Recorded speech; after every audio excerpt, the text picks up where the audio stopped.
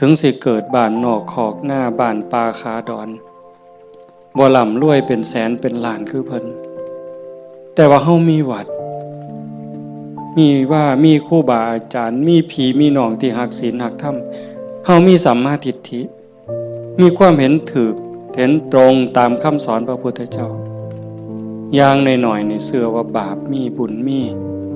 ชาติหน้าชาติก่อนนรกสวรรค์มีเฮ็ดดีก็ย่อมได้รับผลดีเฮ็ดชั่วก็ย่อมได้รับผลชั่วพระพุทธศาสนาสอนเรื่องเหตุเรื่องปัจจัยเพราะสิ่งนี้มีสิ่งนี้จึงมีวานพืชจังไดก็ได้ผลจังซั่นอ่อนซ่อนเจ้าของภูมิใจในเจ้าของแม่นสิเกิดบ้านนอกคอกหน้าทุกข์ยากปากหมองบ่ร่ำบ่รวยบ่สวยบ่งามแต่เฮามีโอกาสได้เข้าวัดได้มีโอกาสปฏิบัติธรรม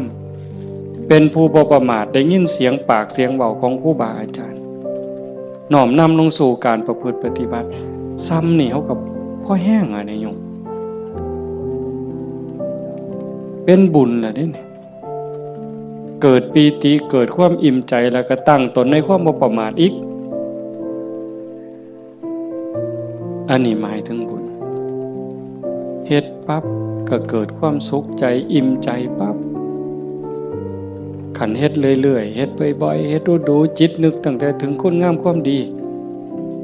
บัดเจ็บบัดป่วยบัดไข้บัดหนาวบัดสิล้มสิตายนิมิตที่มันดีมันงามนำพาดวงจิตดับปุ๊บไปสู่สุคติ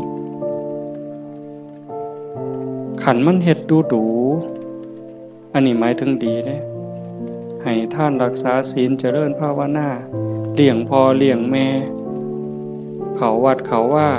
สร้างน้ำทำบุญมีจิตเอื้อเฟื้อเกื้อกูลขันมันเฮ็ดดูบ่อยๆจิตมันเที่ยวทางนี้ดูอันดอกมันก็ง่ายต่อการสิเกิด